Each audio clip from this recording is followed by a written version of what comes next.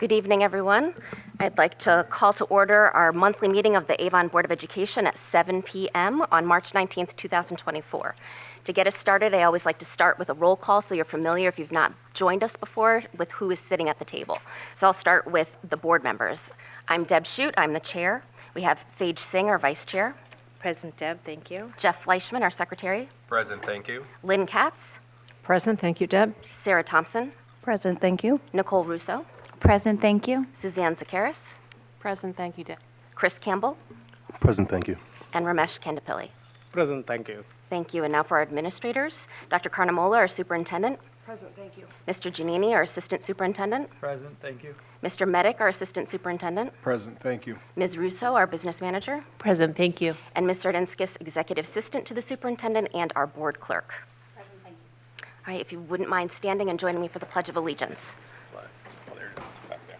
I pledge allegiance to the flag of the United States of America and to the republic for which it stands, one nation, under God, indivisible, with liberty and justice for all. All right. I'd just like to start by reading our mission statement to remind us all about the work that brings us here together at this table.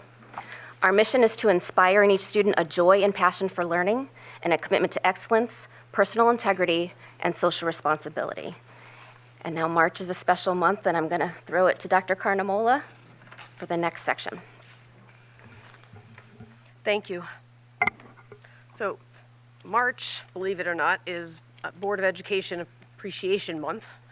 And sometimes people will ask, well, why would we do that for the Board of Education members? They're not really the folks out here doing what we do in the schools, and I think a lot of times people don't really understand what your role as a board is. One, and two, we often find that people think that you're paid for the positions that you serve in, and certainly you spend enough time with the rest of us who are employees of the school district to feel like you're being paid, particularly when we're in negotiation season, I think. And 2, 3, 4 o'clock in the morning, I think we've been together at some points.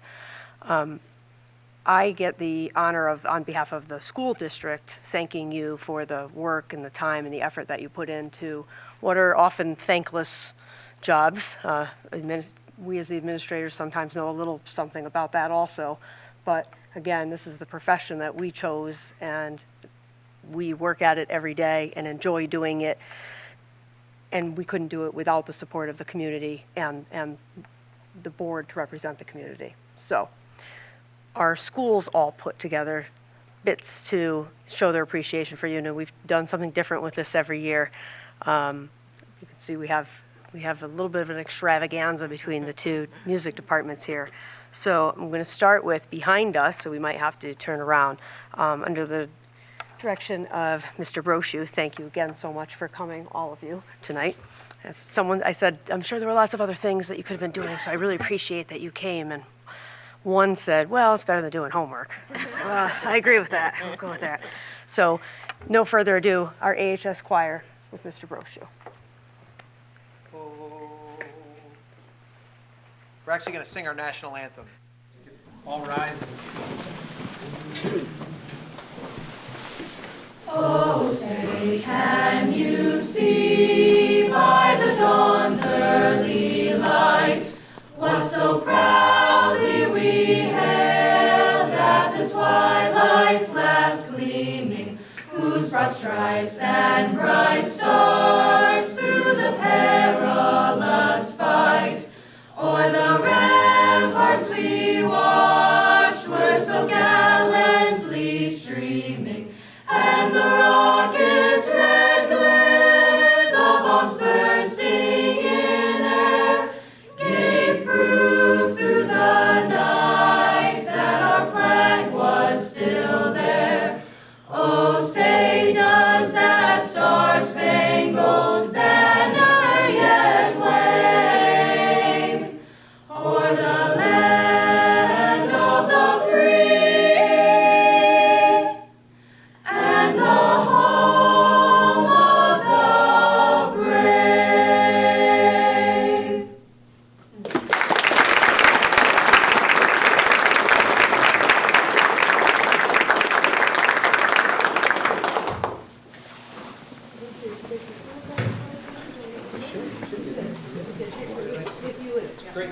Someone other than me, take terrible pictures, come. Just want to be able to send it to you and to your families to thank you. Awesome.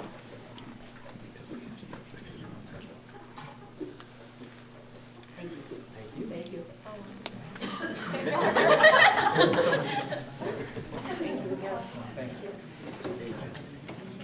Probably. Thank you, everybody. That was wonderful. Thank you.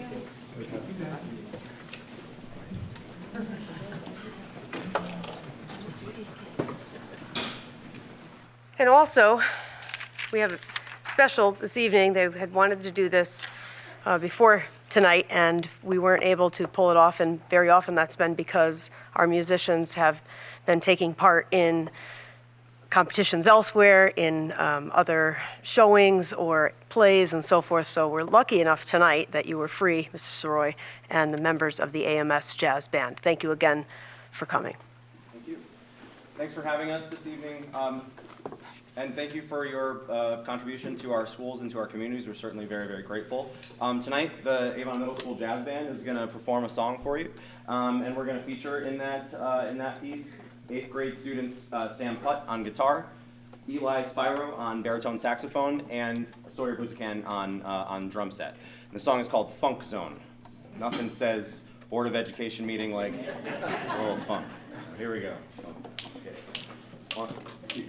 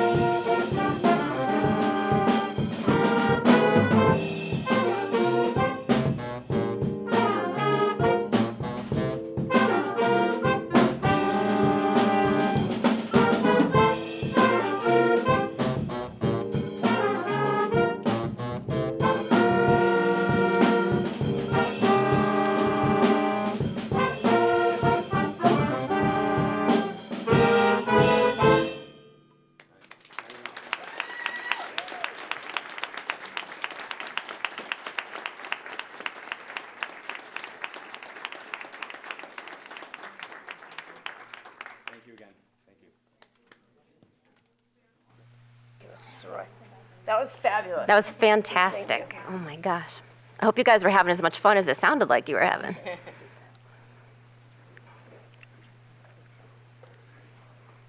they dismiss or will they dismiss after? I think you can tell them. Okay. That was a fantastic performance, and we know that you guys probably do have homework to get home to, so we won't be offended if after the photo you want to dismiss yourselves. But thank you to the parents for bringing them. Thank you for entertaining us tonight. That was fantastic. Another round of applause.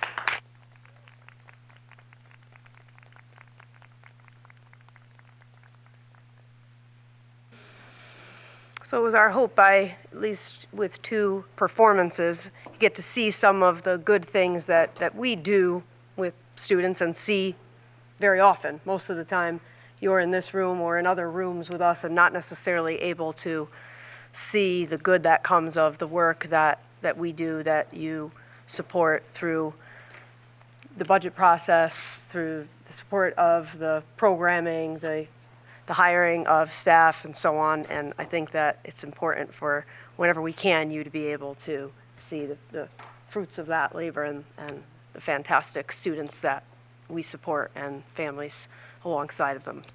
We have a couple of others that I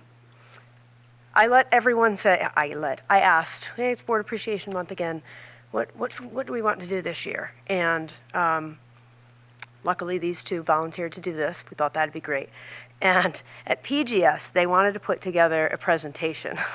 So bear with us, because this is an elementary school presentation, but they did do it almost entirely on their own for the Board of Ed, which means they have to have it explained to them who you are too and what you do.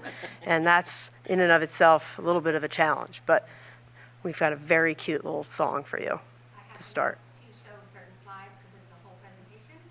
So after this is done, I will make sure you all get the presentation in your email so you can look at every slide. Thank you. For the sake of time, they wanted some shown here, yes.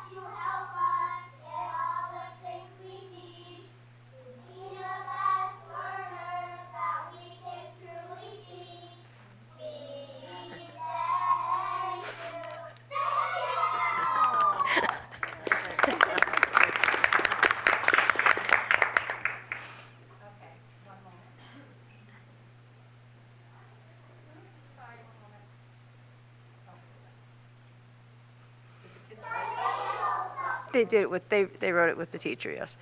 So this is the one they asked me to show you also. Oh. And then, hold on. This is Borio asked me to show these. The library, remember, we, besides putting in, you can barely see it in the top picture, well, you can see it all over, but the maker space, that's the Pine Grove maker space area that we finished a few years ago, and with some help from the PTO also, actually.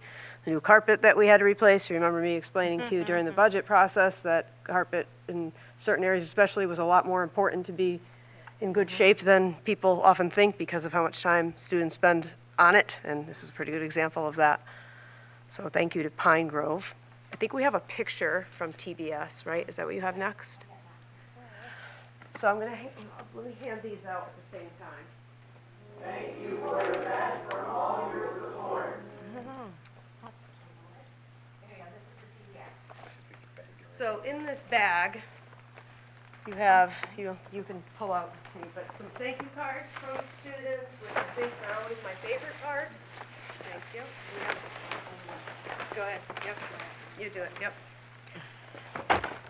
Let me touch certain things, I'm definitely going to mess them up. But these are the time, there's buttons that in our maker space, there is a machine to make that buttons connected to a computer program, so students learn a little bit about drafting and so on to be able to produce them, and graphic design. And this year, we added in, when we went through the budget process, we added in Cricut machines.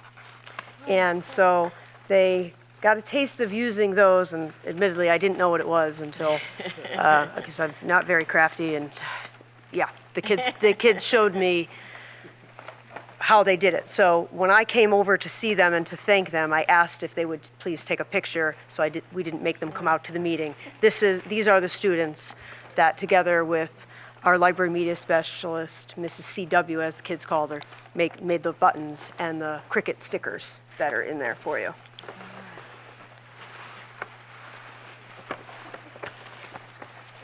And RBS, the cards are inside, right? That's it on the presentations, I think, right? Yes.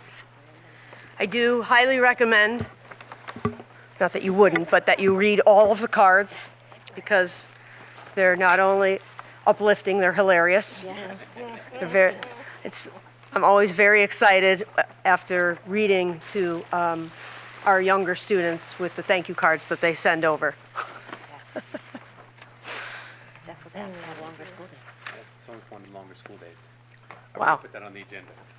I did see they wanted better lunches on a couple of them. I didn't see the longer school days, but Right here. P.S. Can we have a longer school day? all right. Well, Thanks, Cyrus. I was just going to say, let's not put out whoever the name of that child is. I'm not sure their friends would agree. We hold on to that until they're a senior. We bring that out at We should graduation. present that at graduation. That's cute.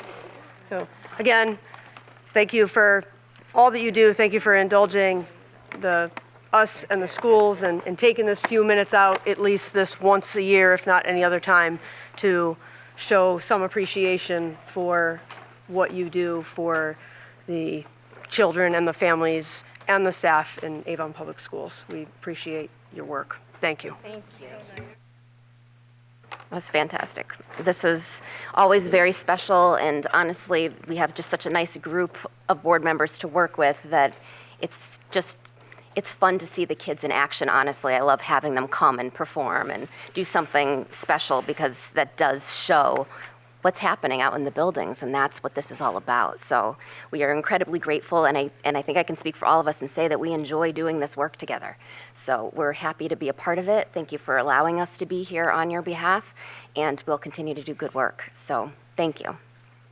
Now we move on to the business part of the meeting, but thank you for organizing that. We appreciate that. Thank you. All right, do I have someone to make a motion to approve the Board of Education regular monthly meeting minutes of February 27th, 2024? So moved. Moved by Lynn, second. Second by Suzanne, all in favor? Aye, passes unanimously. Next section is communication from the public. Do we have anyone signed up? Okay. I saw your hand. Did you put your name on the list? Okay. Is there more than one? Okay, so if you don't mind, you can come forward. Just while you're walking forward, I'm going to read just our guidelines that we read every time. All right. This is the section of our meeting where Avon residents have the floor to share their thoughts and/or concerns with the board. It is not an opportunity for conversation. Rather, it's the board's chance to listen to feedback from the community. You've added your name to the list already, and Ms. Sardinskis will then call on you in order, which we just have the one, correct? And you must state your name and address for the record. Each speaker has 3 minutes to speak. In an effort to hear as many as we can, we must adhere to this time limit. You can certainly state that you agree or disagree with a previous comment if you'd prefer to be brief. Brevity will allow more attendees to be heard. After 15 minutes are up, the board may choose to extend public comment or not. No speaker will include charges or complaints of a personal nature against any individual Avon Board of Education member or individual employee of the Avon Board of Education, whether the speaker names the individual or not. Please refrain from clapping or cheering. Ms. Sardinskis will be our timekeeper tonight. If you should reach 2.5 minutes, she will alert you with a 30-second warning. At the 3-minute mark, you'll be alerted again to signal that your time is up. We welcome your engagement and participation. Thank you. My name is Jen Misha, and I'm a parent of an 8th grader and a 1st grader in Avon. First, I want to express my thanks to the school board, to Dr. Carnamala, and to the administration for all of your efforts and hard work with the Avon Public Schools. My reason for speaking today stems from the email sent out last week to all Avon Public School parents in regards to federal and state legislative and procedural updates and Department of Education guidelines. While I was not surprised by some of the updates, I was disappointed with specific points. Here in Avon, we promote an equitable and inclusive environment for all. However, specific points under the protections and supports for transgender or gender diverse students fails to actually do this. What do I mean? Under the guise of this equitable and inclusive rhetoric, we have dismissed privacy, modesty, and comfort for all. We have a long-standing cultural history of sex-segregated public facilities, and it is unreasonable for students to be told otherwise and forced to share spaces like bathrooms and locker rooms with the opposite biological sex, regardless of gender identity. This policy strips students of modesty and comfort. Yes, absolutely, we should have spaces available so that all feel comfortable and have the best experience possible at school. However, the solution that the state has come up with and the guidelines that Avon now plans to enforce do not follow that protocol. While I may just be one parent voicing my concerns over the state legislation at this meeting, I represent many other Avon students based on this petition here that share the same sentiment. I ask the board to please review the state law along with the State Department of Education's guidelines and consider implementing different solutions based on Avon's vast budget and infrastructure in the school district that protects the rights and dignity of each and every student. Thank you for allowing me to speak today. Thank you, Ms. Misha. Do you want her to leave a phone number for you? I know. You guys know each other? Okay. We'll make sure if Dr. Carnamola can follow up with you, but thank you for taking the time. All right. Moving on, items of information and proposals. Our student rep, Lillian Pang, first and foremost, fabulous singing, and the high note was awesome. Thank you so much for doing that. So I see it's just you again tonight, so it's all in your court.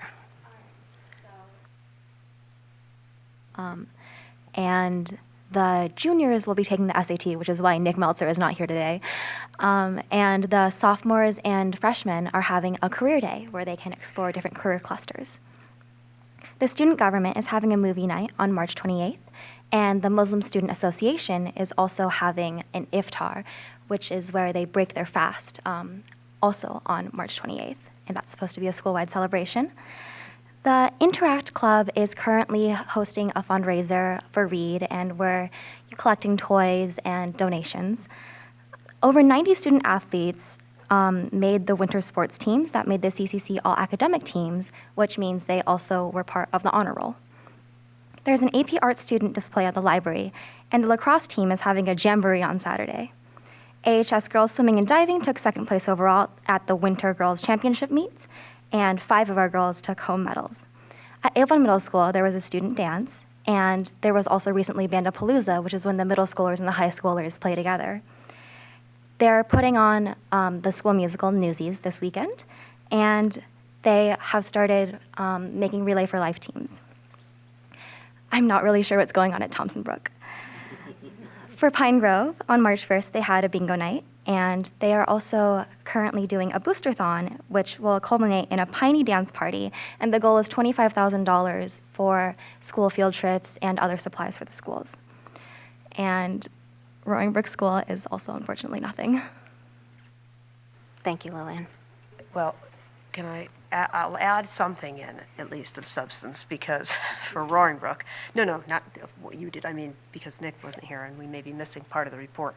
Roaring Brook had its Finding Nemo play last week, and it was fantastic. I got a chance to see it. I want to thank our teachers, in particular Ms. Lemus, that worked with our PTO at RBS, and it was it was like a professional production. And I think any of you, maybe some of you that are RBS parents will speak to that later too. I have a feeling under board member comments, but the costumes, the singing, the lighting, it was really great. And I was happy to see also every year that we put any play on, and this is more of an enrichment activity that the PTO helps with. It's not necessarily the schools doing the play. Luckily, we have the PTO to help do the enrichment of it. There's always students that are going to want to be a part of the play that don't end up in one of the lead roles. Everyone can't be Nemo. Everyone can't be, what's her name? Dory. Yeah, Dory. Sorry. Swimming, I remember that.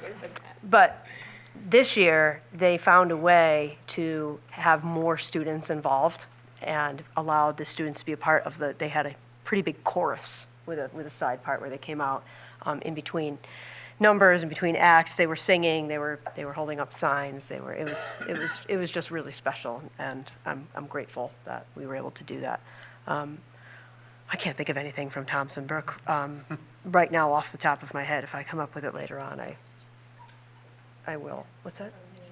Oh, that's right. That's next month. Frozen Junior is next month. The other thing that we did do, our Bridges program, I know that I know it was actually today, I think, Thompson Brook and PGS.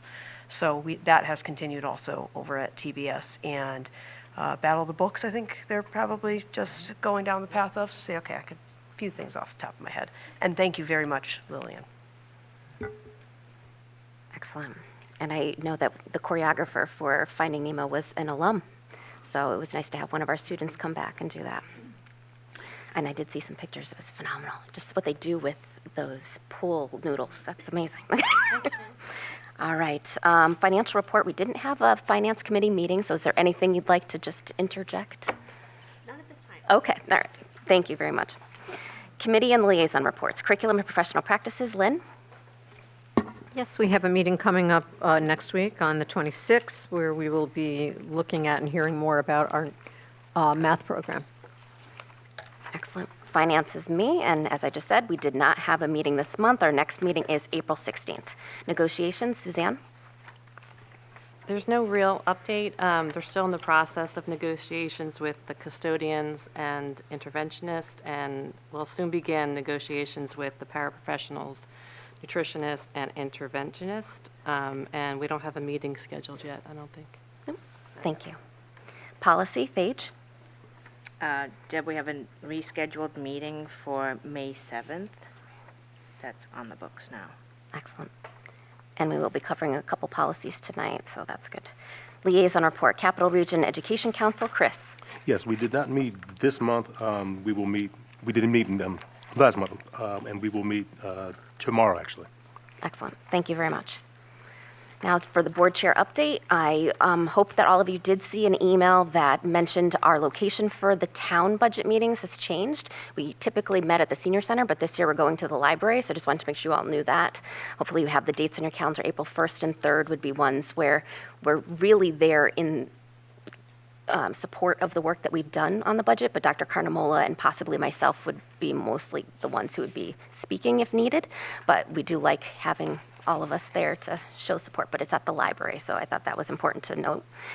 Second, I was fortunate enough to participate this morning in seeing the math pilots at the Roaring Brook School. Got to see it at the kindergarten level as well as at a 4th grade level. It was fabulous. It's just really exciting to see kids talking math. And I was quite impressed with their ease and their confidence. And even the kindergartners were just so engaged in the task that they had at hand. So I was pleased. It's always nice as a board member to go and see again what we're approving in practice. So thank you, Dr. Carnamola, for arranging to have board members there. I know that Lynn was able to go yesterday. I was able to go with Nicole and Sarah and Ramesh this morning. I think Suzanne is going later in the week. And I don't know, Thage, are you going as well? That's what I thought. So it's nice to have an opportunity to see it in action. So thank you. Next, I will say that Chris and I have been invited to participate tomorrow in Career Day. So we will be representing the potential pursuit of elected officials. So I think it'll be fun, and I'm really looking forward to it. It'll be freshmen and sophomores while the juniors are taking their SATs, and we'll be able to field questions, and I'm hoping it'll be kind of conversational and relaxed. I think we got it, right? It'll be great. It'll be great. So I'm excited to be a part of that, so I was grateful to be asked. And now moving on to the superintendent's report. Thank you. We'll start with the hiring report, Mr. Medic. Good evening. We have a very short hiring report for this month. We'd like to welcome Mr. Acevedo to the district. He is working as a math interventionist between Avon Middle School and Avon High School. We had a previous employee who resigned from that position. Mr. Acevedo brings a wealth of experience, including experience as a certified math teacher. We are at the point of the year where unfortunately we begin to say goodbye to many of our staff members. And I'd like to take this opportunity to publicly thank Ms. LaBrosse, Ms. McCabe, Ms. Lyons, and Ms. DiGazaldi for their commitment and dedication to the students and families of Avon. Combined between them, they have 102 years of experience in district, And we will obviously recognize them later this spring, prior to the end of the school year. And we will be now turning our attention to filling these positions as well as several other positions for next school year. So we'll begin posting jobs shortly, probably within the next week or two, as we start to transition to 24-25. Thank you, Mr. Medic. And when we know the date of that retirement celebration that we do in concert with the Teachers Association, we'll let you know. Actually, Mr. Moss has reached out. But I need to put that on my to-do list to make sure that we come up with a date that will work. The end of the year starts to get a little bit frantic.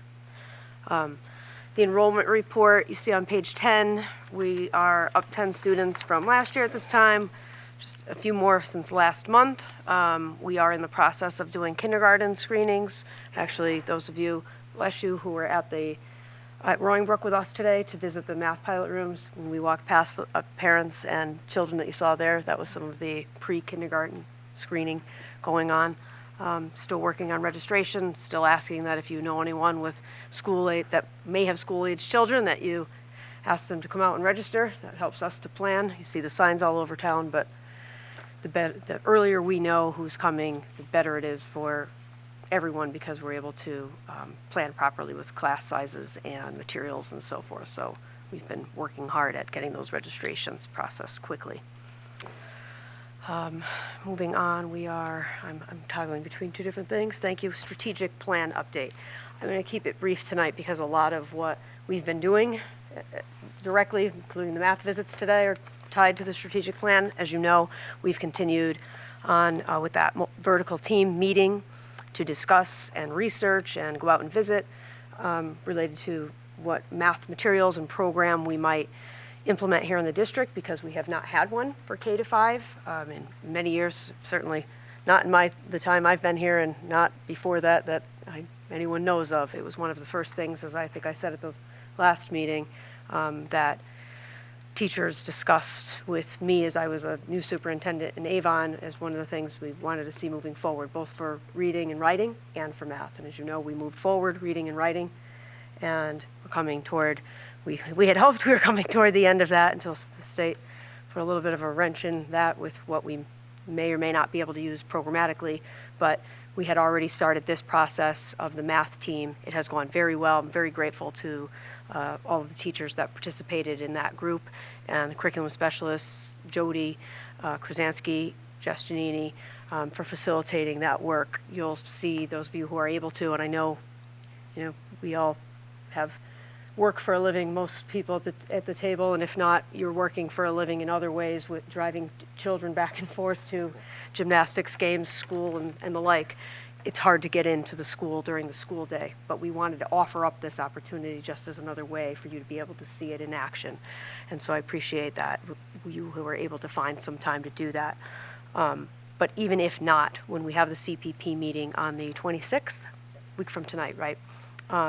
We will bring all of the materials. You'll see a lot of the same things, just not in action, that we saw in the classrooms. And if you are unable to come, one more thing we're making sure we do on the 26th is trying to bring some students in who might be able to show you some of what they've done too, which I think will kind of tie a nice bow around the process. So looking forward, we will talk about the recommended math program on the 26th at the Curriculum Professional Practices Committee meeting, and answer questions.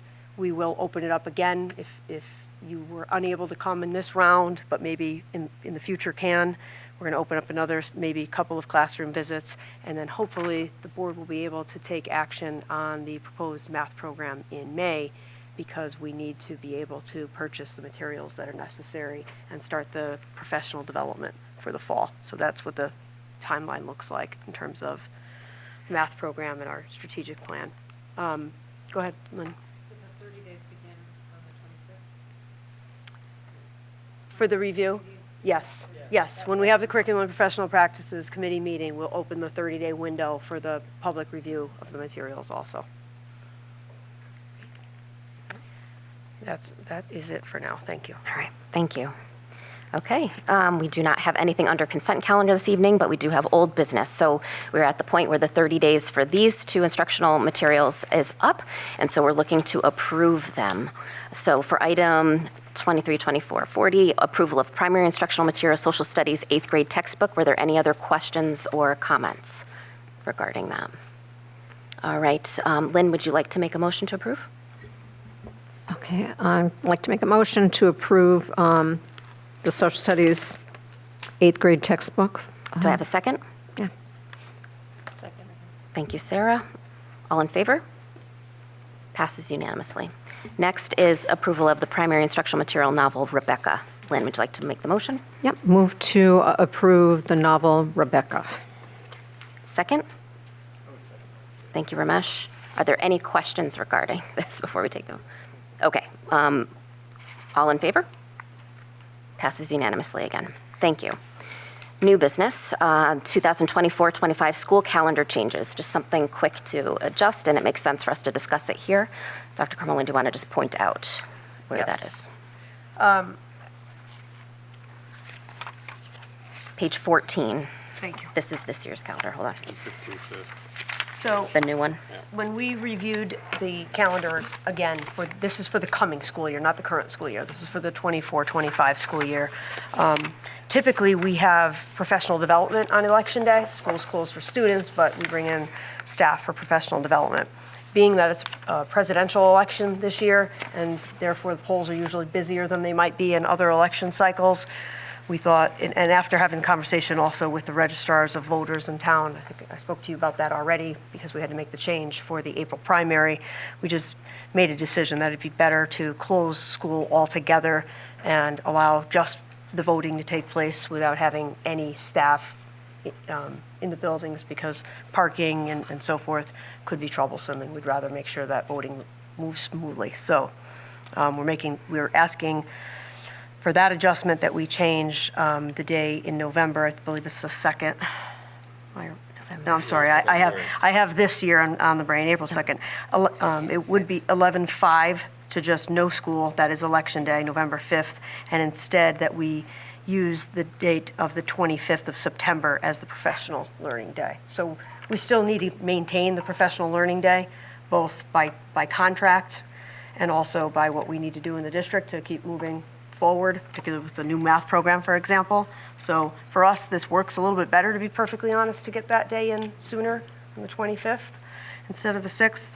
So we're able to do two things by moving this date. One, allow the schools to be used only for voting on Election Day, and two, have a professional learning day earlier on, just after the beginning of the school year. So that is one change. Yep, and the other is we had a half-day scheduled on January 8th, and we are looking to move that to February 12th. January 8th is very close to returning from the December break and having some more continuity for our teachers, students, families, with the school days being full days. And also, we're looking ahead to what the professional development would look like, and that February date works for us. So the 8th would be a full day? The 8th would then be a full day, and the 12th would then be the half day instead. And obviously, this is long in advance, but we like this calendar to be as accurate as we can be in as far advance as we can, because our families need to know when children have to be at school, and also to make childcare arrangements and so on for the future. It would be a half day for... It says half day for the 8th, so we just, the 8th is going to be a full day? Yes, correct. Be a half day, correct. Yes. Yes. So we just have to adjust that it says full day on the 8th. That was we got it. Okay. It's just not on this. Yep, it's just not a miss. That's okay. Correct. Any questions about that? We'll just put it back up on the website with Yep. the changes. Excellent. So I will make a motion to approve the revised 2024-2025 calendar. Do I have a second? Like a second by Suzanne. All in favor? Aye. Passes unanimously. It was you who proposed it, I'm sorry. I did, It was yes. Suzanne. Yes. Thank you. You're welcome. All right, thank you. All right, next is increasing educator diversity plan. This is required by the Connecticut General Statute 10-220A, Section 10 of Public Act 23167. Speak to that. Good evening again. Christine passed out updated copies of the Increasing Educator Diversity Plan in both our local format as well as the state template. We did continue to make some edits and revisions to the document over the weekend and into this week as we prepared for the meeting. We continued to kind of refine some of the goals and action steps that we took. So we wanted to provide you an updated copy, and Dr. Carmel and I can certainly answer any questions at the conclusion. We just put together a few brief slides just to highlight some of the key points of the plan. So Christine, Christine, can you advance the slide? Yeah, it's okay. Yeah. So educator diversity is something that has been a topic of discussion with the state of Connecticut and the Connecticut State Department of Education for several decades, going back as early as the 1980s. Over those years, Connecticut has passed several public acts as well as bills that have worked to identify strategies to help diversify the certified educator workforce, particularly in 1995 with the establishment of the minority teacher recruitment task force. The state has seen some mixed experiences based on their timeline, and they've tried a variety of strategies over the years, mostly in isolation. And over the past several years, they have attempted to refocus their goals regarding educator diversity. So there has been some growth and movement in this area, and then the pandemic hit. And the workforce in general saw a decrease for certified educators across the state. So the state had to take a multifaceted approach to not only bolster certified educating staffing numbers across the board, but also continue with its plans to work towards a more diverse workforce. Christine, if you want to advance just another slide. Over the time, many of the programs that have been instituted focus on educators entering the profession, as well as some limited opportunities at mentorship and professional development. The State Department of Education has emphasized the importance of collecting and monitoring data on certified staffing levels for a variety of reasons, one being also to track diversity initiatives over time. Despite the efforts that the state has taken, Connecticut still continues to face some challenges in increasing educator diversity, particularly with recruitment, retention, and addressing systemic barriers. So one of the key strategies that the state initially began with was the idea of minority teacher recruitment. And this is a series of action steps that you would take to actively recruit individuals from racial or ethnic minority backgrounds into the teaching profession, with the goal of increasing representation to create a more diverse and inclusive educational environment. The state has seen limited returns on these plans over the years and recently decided to take a more broader approach, which I'll talk about. Just to kind of share a snapshot, each year, school districts are required to submit collected data in October and again in the spring regarding certified staffing, not simply for diversity, but also to ensure that educators are working under certification areas. We have reports that we submit regarding our non-certified staffing areas, as well as others. So after the state compiled all of this data that's submitted by districts, they shared it out on their data platform. In total, there are about 54,006 certified educators currently working in public school districts across the state of Connecticut. 6,314 of those are educators of color. So the diversity initiatives that have taken several decades have led to about 11% of the certified staffing workforce in education being diverse. That includes both certified teachers as well as administrators. As a snapshot, we wanted to share some data with not just our district, but also some of our local districts in the area. In Avon, we currently have 19 out of our 306 certified educators who meet the definition of being an educator of color. In 2009-2010, we were at 1.4%. or 4 individuals. So we have sustained growth over time, working within some of the initiatives from the state as well as also local initiatives. And this is an area that just in the last 3 years we've also increased. 2 school years ago we had 11 educators of color, and we've now increased that over the past 2 school years as well. As the board is aware, we've had a significant amount of turnover in certified staffing during and since the pandemic. So we've done a lot of hiring in general. And our teams at our schools have tried to really balance the hiring of our certified staffing to begin to meet the diversity data of our students. We want our students to be able to see themselves in our certified educators and celebrate that diversity within our classrooms.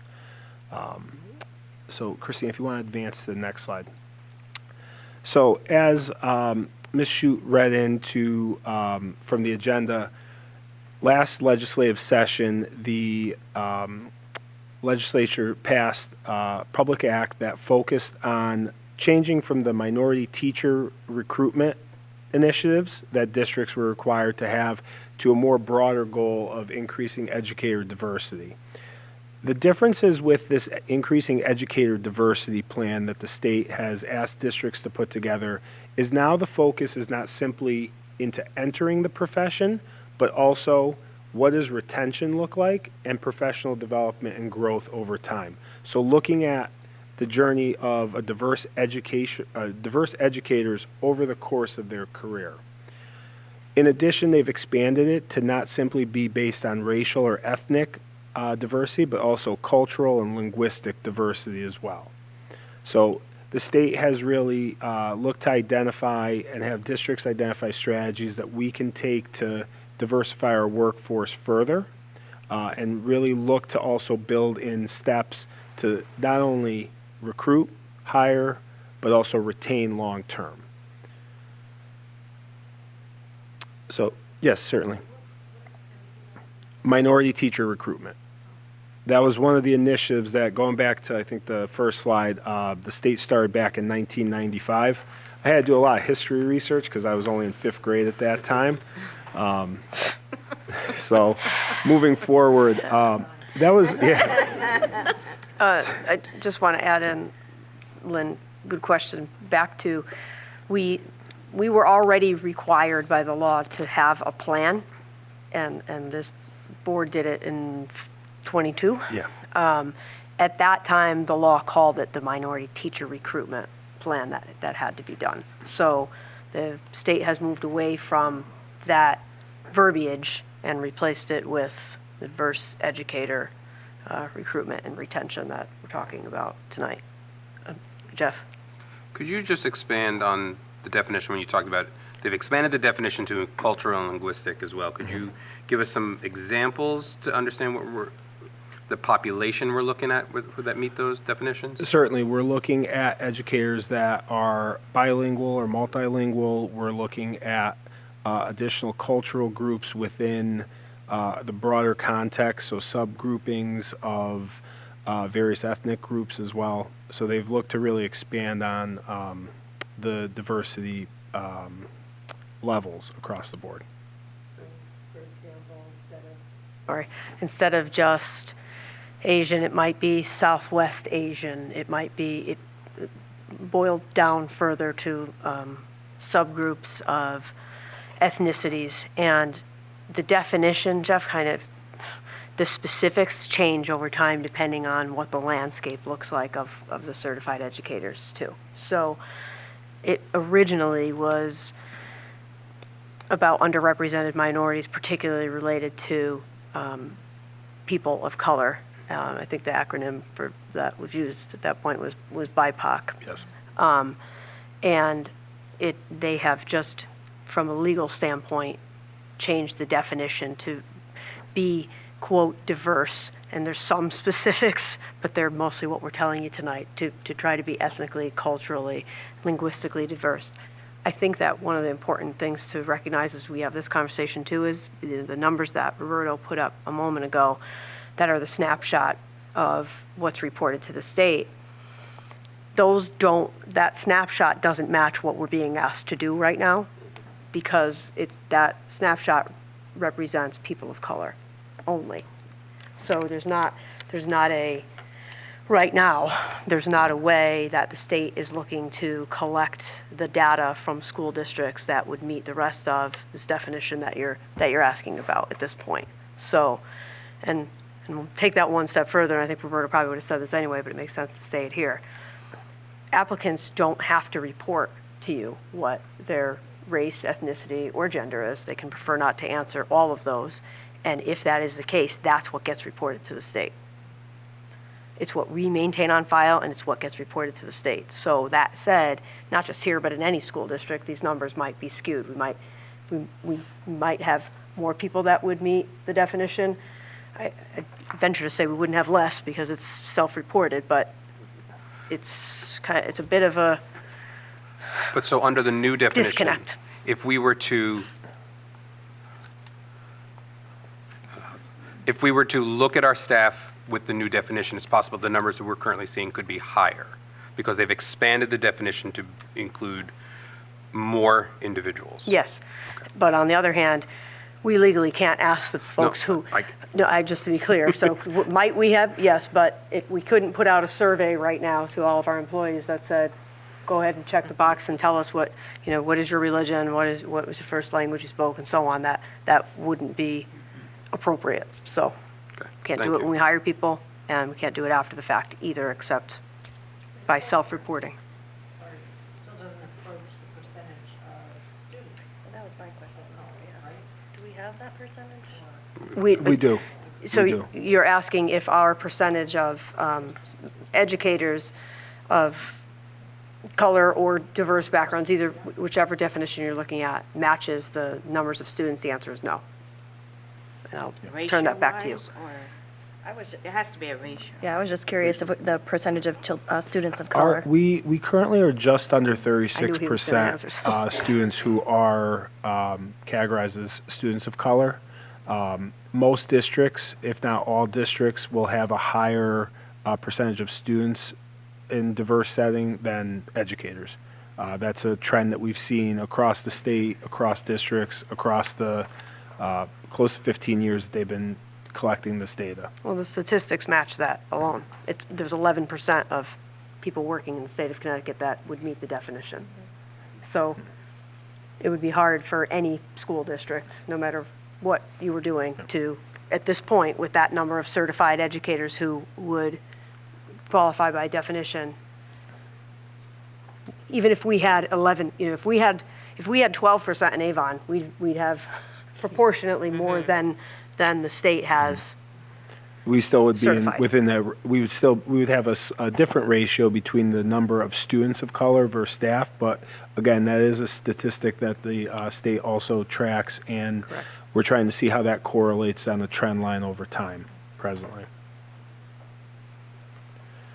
I have one question, right? So I think the definition has expanded, right? So, but what is the status guidelines and mandate would be, like, because this is expanded linguistically, culturally, and into different people of color, right? Like, so now, what is the expectation from the state? Do we have a guidelines from the state, like in terms of? we're actually Submitting this plan that Okay. meets the guidelines they've put out is what the expectation is. There's not, they did not put out a number that said, at this point, that says you have to have X number of individuals.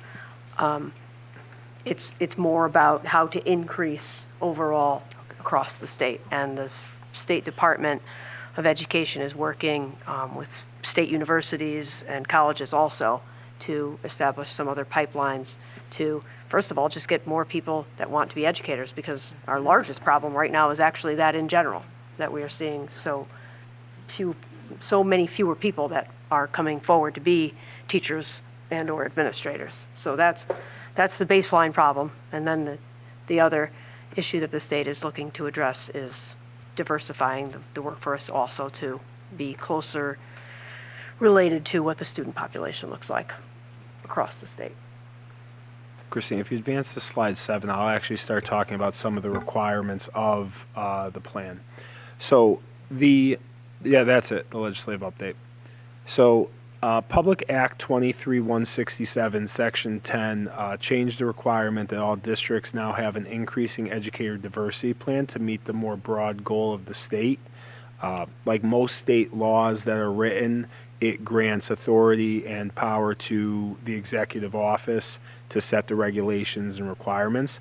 So earlier this school year, Tassan and I received a copy of the Increasing Educator Diversity Plan guidelines from the State Department of Education, which gave us a list of requirements that the plan had to have, as well as recommendations that it should contain, and also strategies by which we could engage as a district to develop a plan and then monitor ourselves over time. So the Public Act stated that school districts were to have an approved plan by their local or regional Board of Education no later than March 15th. Unfortunately, they didn't see our approved Board of Education meeting calendar from the previous year. Dr. Carnamola reached out to the State Department of Education and requested an extension.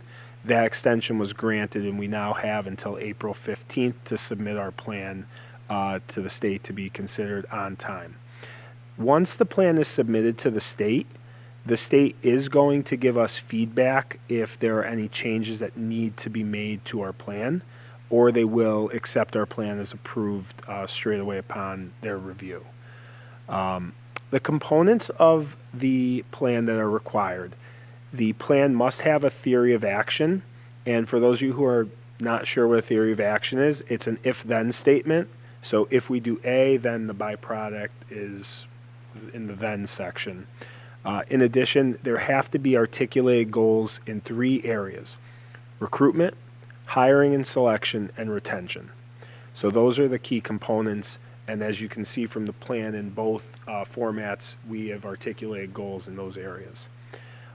Once the plan is approved by the Board of Education and then submitted to the state and ultimately approved by them, the requirements are that we post our plan to our district website, and the state will also have the requirement of posting all district plans to their website as well. So just an overview of our plan. Our plan focuses on being intentional with our efforts to increase racial, ethnic, linguistic, and cultural representation of staff within our schools. All of the goals in our plan are required to have articulated managers of the goal, strategies, key activities, progress monitoring periods. We were asked to identify what resources we would need, as some goals from some districts that we've seen in their plans may require additional funding or financial resources.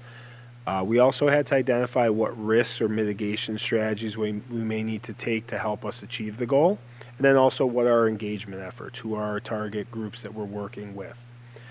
One thing that's important to note, as evidenced by our 102 years of staff experience and our retirees, retention based on our internal data is not really something that we have needed to address.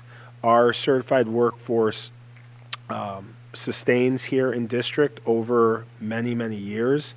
We keep people that we hire. We have very low turnover ratio in total of our certified staff. However, for the Increasing Educator Diversity Plan, we still had to have identified retention goals. So our first goal regarding recruitment, and these are some of the goals that we updated earlier today and over the weekend from what was in your board packet. Our goal is to expand the applicant pool of candidates who are racially, ethnically, linguistically, and culturally diverse. For many years, we were simply a post our job district. We would post it on our website, on a job board, and we very often did not participate in marketing ourselves to candidates at colleges and universities or educator prep programs. Over the past few years, we've been more active participants in job fairs at local colleges and universities, but also we have begun to attend more diversity-focused job fairs and events. We have seen an increase in total applicant traffic from those events, so we do continue to plan that as a strategy and key activity. Tassan and I have attended multiple fairs. Jess and I have as well over the years, and we have found some of our current staff at those fairs. In addition, we want to expand some of our efforts to also use our current diverse staff as ambassadors of our district at these recruitment events to help build relationships and connections. We currently collaborate with several local colleges and universities in the greater Hartford area by hosting interns, student teachers, participating in mock interviews and career fairs at those schools. We have plans, as articulated in the plans that you have in front of you, to expand to all Connecticut colleges and universities, and also expand our partnership with the Alternative Route to Certification program. For those of you who may not be familiar, many people do transition to become educators in second careers. And the state has an office that oversees an alternative route program that allows people to take degrees that they've earned and work experience and help transition them to become certified educators. We do have several individuals who have gone through the alternative route program who have been with us some have been with us for several decades. And they have brought their work experience in finance and engineering to their teaching practices here. So we are looking to work with more of the colleges and universities. We have seen some limitations due to geography. We often don't get student teaching requests from some of the southern colleges and universities, though we have seen a few recently, so we want to expand on that as well.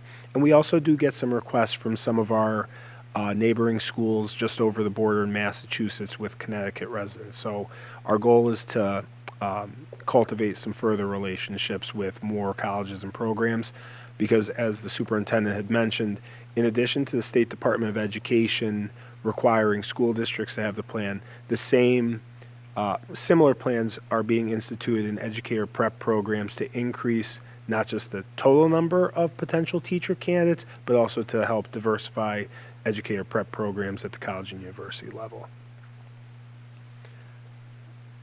Our next goal center on hiring and selection. Yes, Ellen.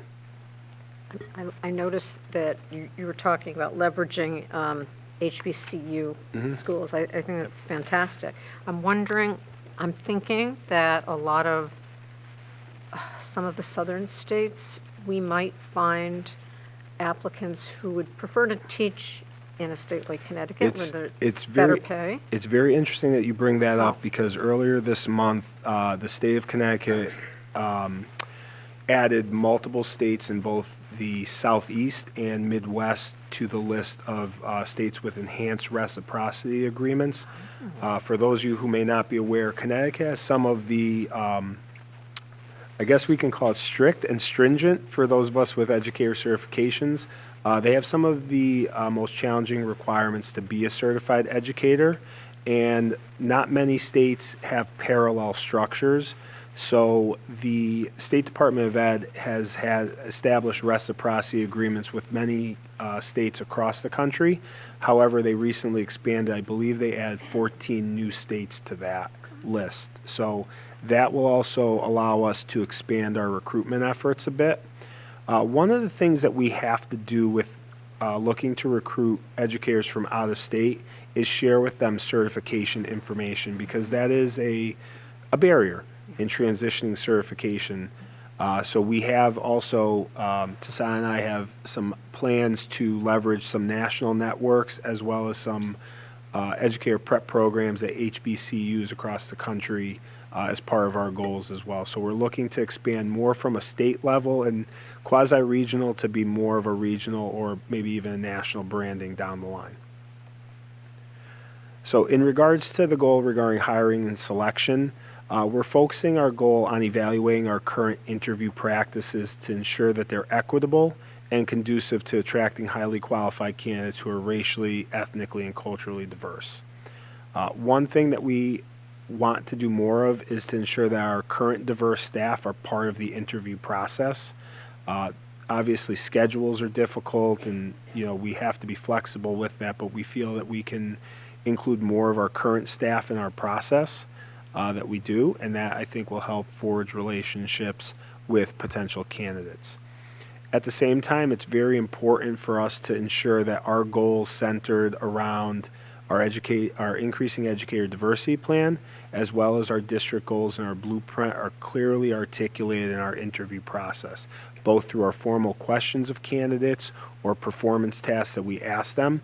It's our opportunity to help our candidates learn about us and who we are and who we want to be.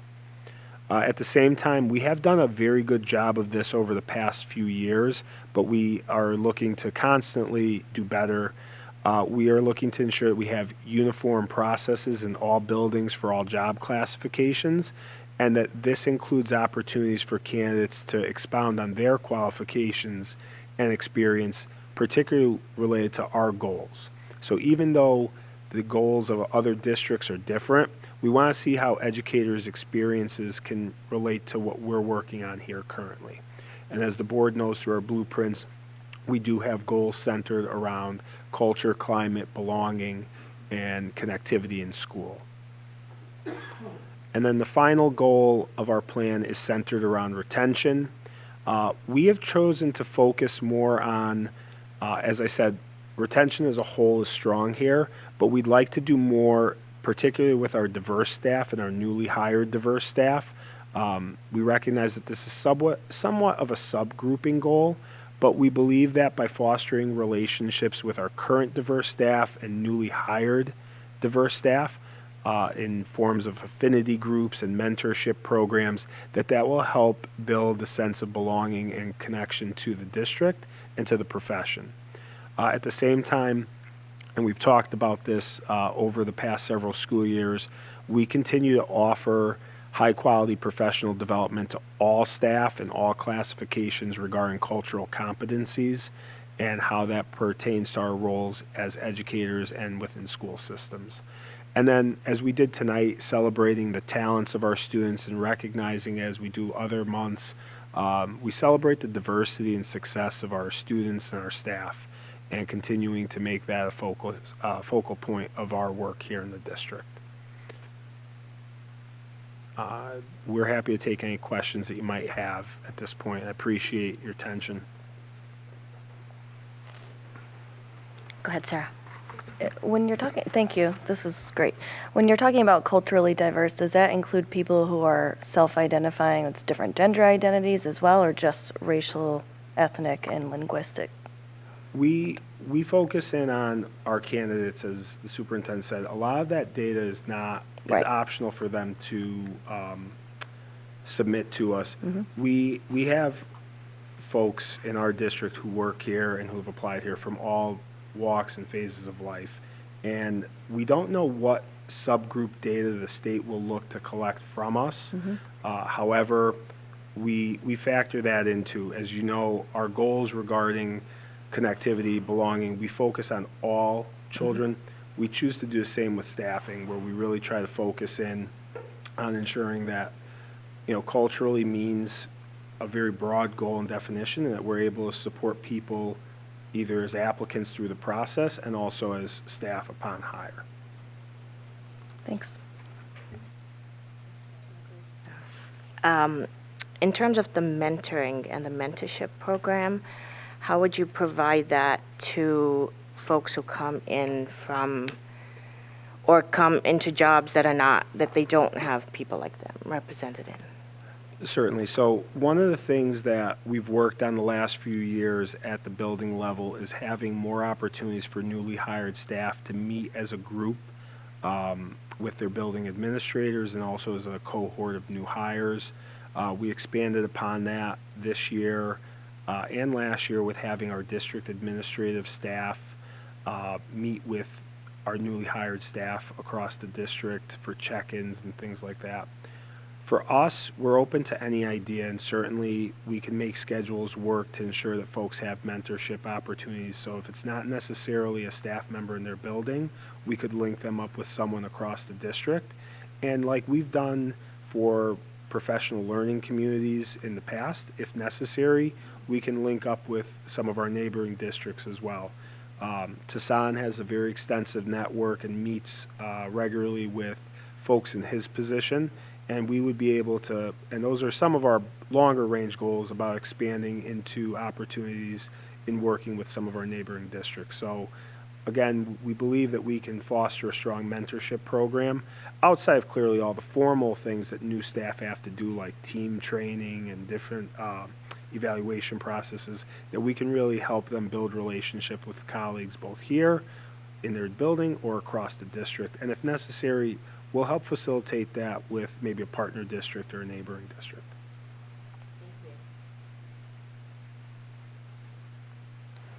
Ramesh? Sorry, question, yeah. I think thank you for providing that information. Actually, it's helpful. I think if I step back and think through it, right, like strategically, there's a lot of checks needs to be made by covering everything, right, whether it's ethnical or cultural, linguistics, and everything, right. Tactically, right, I think we all heard, right, like there's a shortage of certified educators itself, right.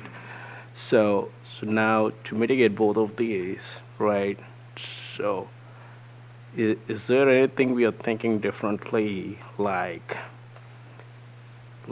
getting the college grads or whatever, the fresh out of the college or whatever it is, right? Give them professional development and make them certified instead of bringing in the certified educators into that mix. So to balance and also address the need of the shortage of the educators itself. So is there anything which we are thinking through, not now, immediately, but next 2 years, like to increase that percentage? I can share some examples of things that we have done, and there are some areas that we're looking to explore further. So for example, we have struck a balance in our hiring process. We don't necessarily always hire educators right out of college. Sometimes we hire educators with experience. Sometimes we do the opposite, and we hire teachers who are fresh out of an educator prep program. Our goal constantly is to find the highest quality staff in our district, regardless if it's an administrator, a certified staff member, a non-certified staff member. We look at experience and qualities in working with students, and we will work to hire the best person for the position. With that said, we also have looked to expand our efforts a bit. Some of the things that we are currently exploring, we're looking at a Grow Your Own program of how we can support some of our current non-certified staff who have goals and aspirations to become certified educators with either time to complete coursework or gain some of the required observation or practicum hours within the district, and also give them opportunities to maybe participate in formal student teaching here with us. So we're looking to see how we can balance that, because we do have quite a few non-certified staff in our district who have used it as an opportunity to grow professionally and further themselves to be certified educators. At the same point, we're constantly working with our neighboring district to look at what practices they're implementing and what are our best practices for not just recruitment, hiring, selection, retention, but just overall how we market ourselves, how we're approaching our hiring season each year. So it's somewhat constantly evolving, but we have found some success with what I would call grassroots effort right now, and we're looking to formalize some of these a bit more in the coming years. Right. I think that addresses the shortage issues, right? Obviously, we need to be looking at all angles. But on the flip side, I'm just thinking loud here, right? The professional development, right, will be increased, right? Because you have varied mix of people, and then the professional development needs to cater to those teachers, right? Whether it's for their growth, and you mentioned, right, the state is also looking for some kind of growth for the people of color and other aspects, right? So with all those things, so do we have a plan in place? Of course, the influx of people will be, the educators will be coming in, but also the professional development for those educators needs to be in place for the next 2-3 years. So are we thinking through in terms of both the aspects, or are we just looking at only from the educator? We are looking, and we've had many conversations about what our professional development plan looks like. And what we're starting to move to is more of an individualized model of professional development. So we try and strike a balance between offering learning opportunities for our staff that are required of them or maybe necessary for their position type, to more of a model that allows them to learn either individually or collectively, but also embed that within their professional practice on site. A few years ago, we started to do the cultural competency training for our whole staff. And we did that for close to 600 employees in the first year. And now we're able to do that same training for smaller cohorts at the start of each school year as we bring people on board.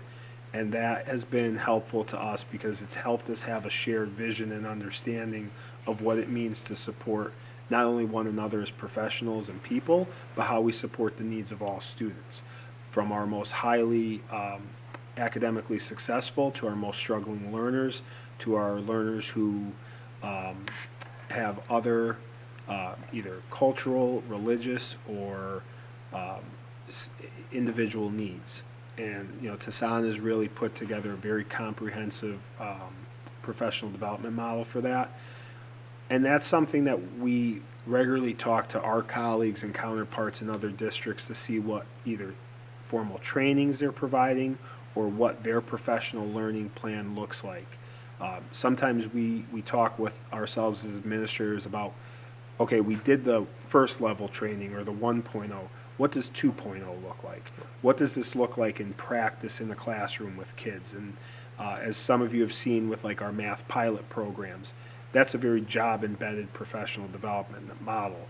So now we're looking to take the same with some of these broader principle-based ideas regarding supporting the needs of students and what does that look like between grade levels or across the board as a whole. So that's another area that we're looking at to evolve as a whole, but also recognizing that the individual needs of our staff continue to change as well, and what was maybe, for those of us who've been educators for a while, was always very prescriptive to us. Jeff knows what I'm talking about, he's shaking his head. We're trying to make it more beneficial to the educator to enhance their practice that they can put into play each and every day with the kids in front of them. Yep. Thank you. I think I just want to quickly speak to that question, Ramesh, because I think it's a question anyone could ask, and this might help if you still have other questions to anyone else.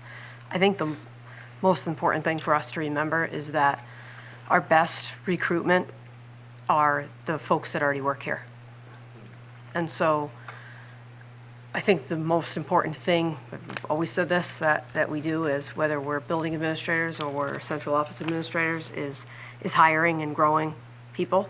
So we hire the best people we can from the get-go, and we train them to be even better than that. We work with them. We learn from them oftentimes, particularly when newer people are coming from college more recently than some of the rest of us. They've been taught newer ways of doing things. That's always a nice compliment, to be able to bring in some new strategies and teach a newer educator some strategies that the rest of us have in our tool bags. And I think that as long as we are working hard to hire the best people that we can, providing the best professional development that we can, which we do, and we're continually recognized for. Some is prescriptive. It has to be. We have a lot of mandates to meet. No one likes to sit through a lot of the trainings that we have to sit through, but we all do. And other than that, however, I think it's incredibly important that we work with our current faculty, staff, and administrators to keep people growing in the profession, as happy as they can be in the work that we're doing that's more and more challenging. And they then are the ambassadors out to the rest of the world about this being a place that you want to work. Between that and the fact that we pay our teachers, administrators well, that is obviously helpful, that we're not seeing the same want to speak back to you asking about the shortage. We're not seeing the same effects of the shortage that many other places are seeing. Generally speaking, we post positions, we are able to hire people, and we're able to hire the best people out there, but not across the board. And some of what we're talking about as we're going through negotiations, for example, some of our non-certified positions, for example, that we can do better with and being more competitive in how we compensate folks in that area will help us to better recruit non-certified staff as well as teachers. But at this point, I think it's just something to keep growing and moving forward because we want Avon to be a place that people want to work, and that's how we recruit people.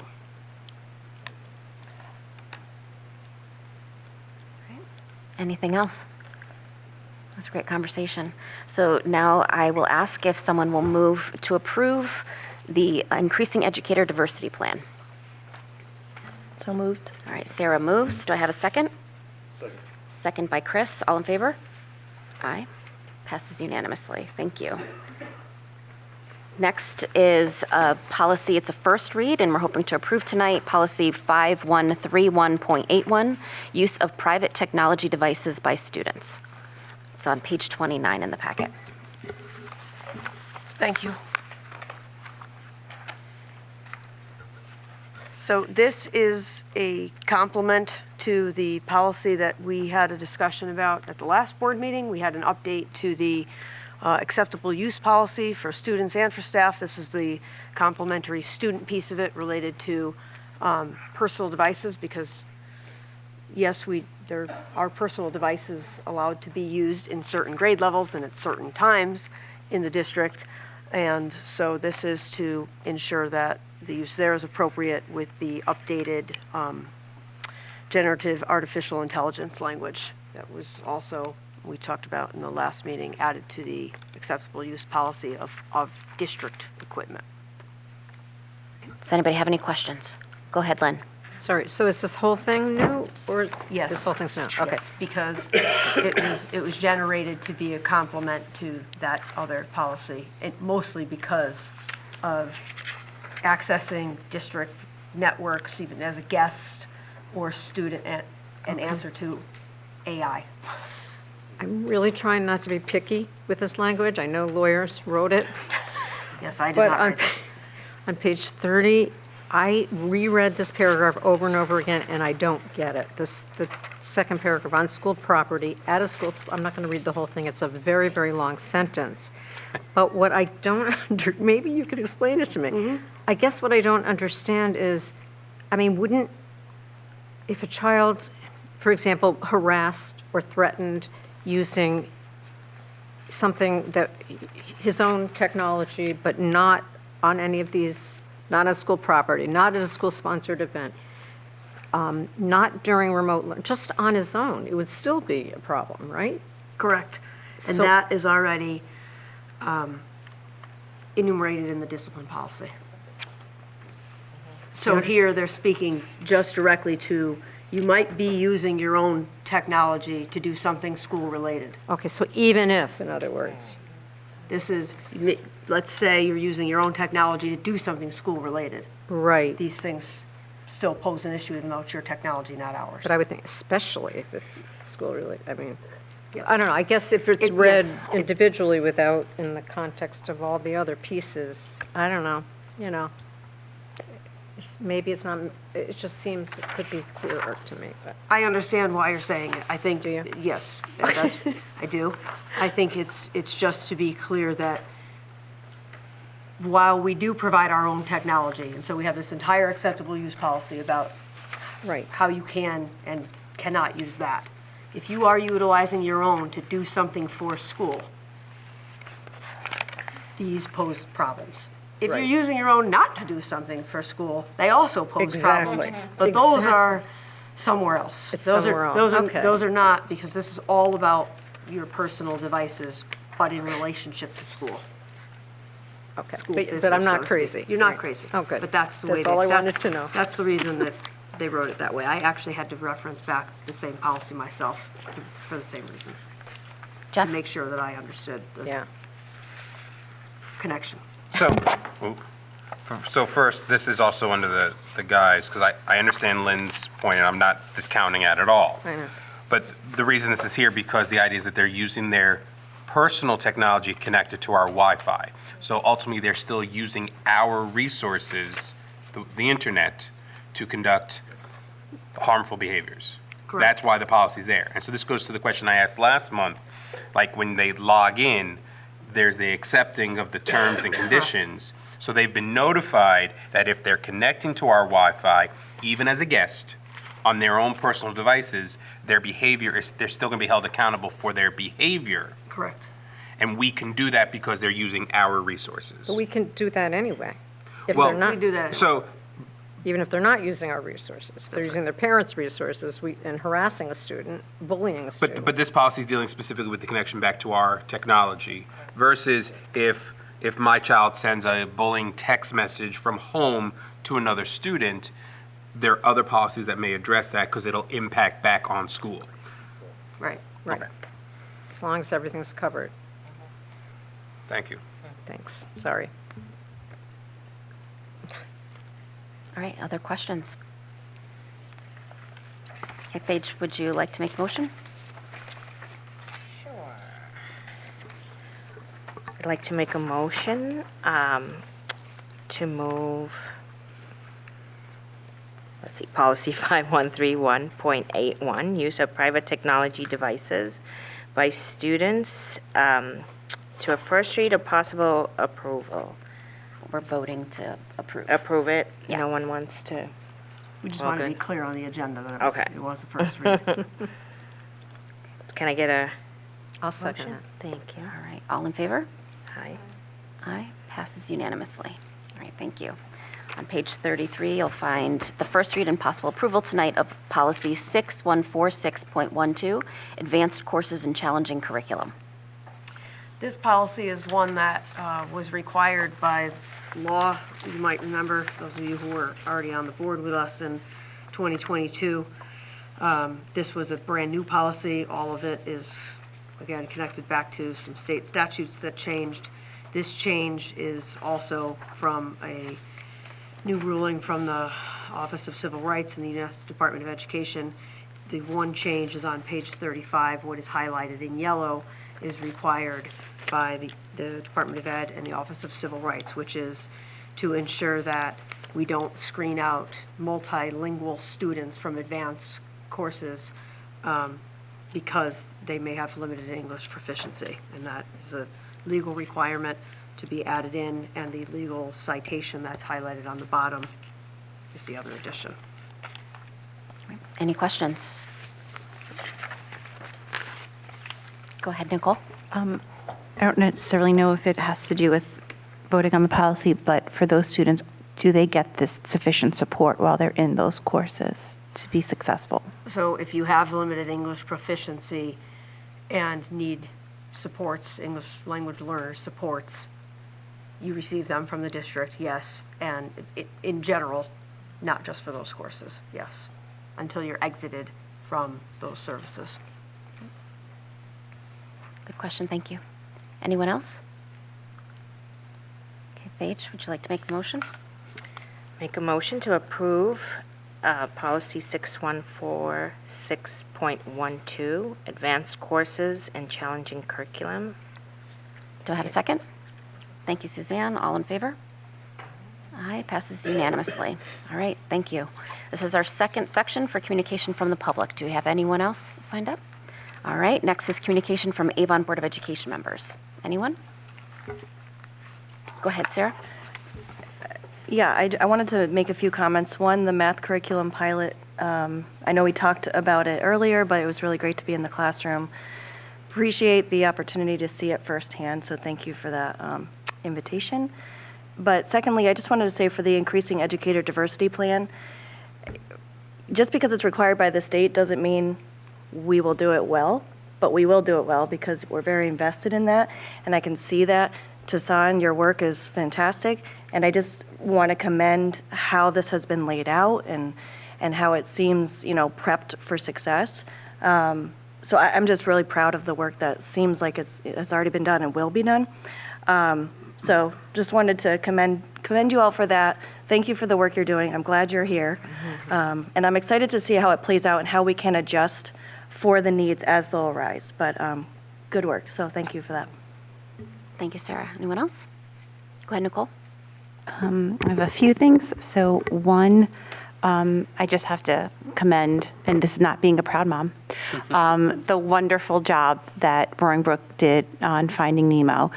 It's really amazing. 4 teachers took this on themselves, and the time and the dedication that they put in on its own merit. The play is wonderful and enjoyable. And then when you take a moment and stop and say, wow, these are 2nd through 4th graders who are doing this, it really is remarkable, and it's just a beautiful experience for the students. And as Dr. Carnamala said, they expanded it significantly this year to make sure that they were including the students who were all interested, regardless of singing ability or whatnot. So that was really nice. It was really nice to see. It was a beautiful way to see the community all coming together. Second, I had a wonderful time this morning in the 4th grade and the kindergarten classrooms, seeing the student-directed engagement and discussions and the partner work. They really were using critical thinking, and their lessons really were organically differentiated. It was really nice to see the students discovering for themselves. Again, that's a compliment and testament to the curriculum program here and the teachers who are so obviously fully invested in the success of our students. I also want to share and comment on, I've been hearing parental concerns, including those speaking tonight, about state bathroom policies. And I think that it's important to have the continued communication, which I know, Dr. Carnamala, you always engage with parents to hear their concerns for all students, that the district should continue to look at solutions to making sure that each one of our students feel safe and comfortable in any situation. I don't know if a possible solution could be increasing single-use restrooms that any child, any student can use at any reason, at any time for any reason, to make sure that we are addressing the needs of all of our students to feel safe, comfortable, and successful in our schools. Thank you, Nicole. Anyone else? Ramesh? I think I wanted to echo Sarah and Nicole, right? It was an amazing program, the math pilot program, right? This morning I witnessed it in person and with kindergarten and the 4th graders, right? So thanks for the administration, Dr. Carnamala, and everybody, as well as the teachers who put in a lot of effort. I think looks like the pilot program is a success, but I think I can't wait for that to be expanded to all the classrooms. So thank you very much for everybody. I think who is participating, including the kids who are participating in that. The engagement, partnership, and the enthusiasm of the kids is pretty good. Yeah, thank you. Thank you, Ramesh. Chris? I wanted to thank everyone for this plan, this diversity plan. When my wife and I, when we moved here in 2019, we sat and talked about making sure that our kids, had it all. We wanted to have it all, like everybody else.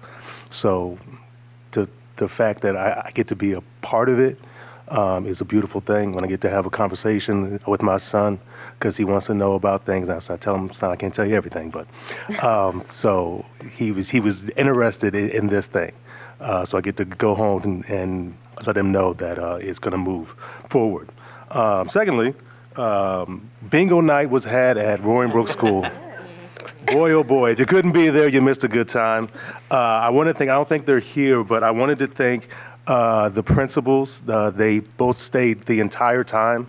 It was so great. We had some mic issues for about 15 minutes, and then some guys came and fixed that. But it was a great night. That's it. Thank you, Chris. Jeff? So there's a classic example. We started off this night. We were honored.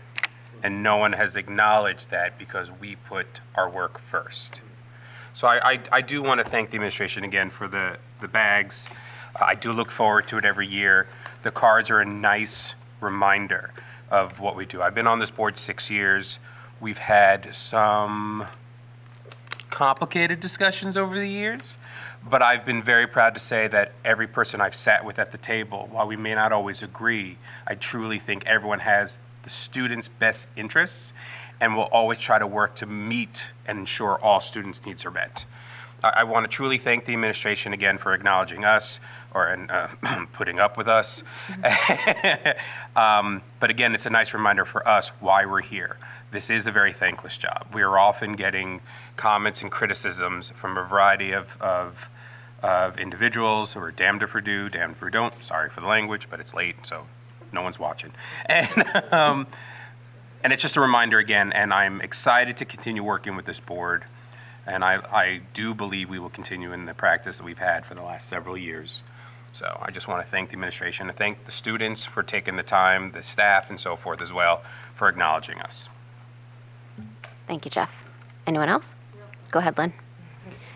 I won't repeat what I've heard because even though I agree, but also I think that certain individuals make our job so much easier.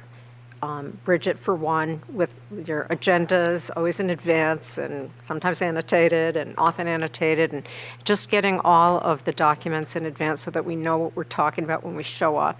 And I want to say, Christine, thank you also, because I mean, even this, you know, we forget all the dates, and you just keep reminding us, and the extra emails for the Zoom meetings, and you just make it a little less complicated. So thank you. Thank you, Lynn. Go ahead, Thage. So in advance of digging through the entire packet, I just wanted to share that, it was really fun to see the kids sharing those thank you messages. It's always fun as an educator to see kids enjoying sharing their joy for singing, their artwork, their writing. You always get an honest reflection, and I love it. And again, as an educator, to see not only the state taking that initiative, as a minority educator, to see a plan in my own hometown is pretty important. So I'm glad that we're going ahead with that and have a pretty solid plan in place. So thank you. Thank you, Thage. Anyone else? All right, so we move to adjourn. Suzanne, you want to make the motion to adjourn? Thank you. Do I have a second? Chris, all in favor? Aye. All right, we adjourn at 8:37 p.m. Thank you, everyone.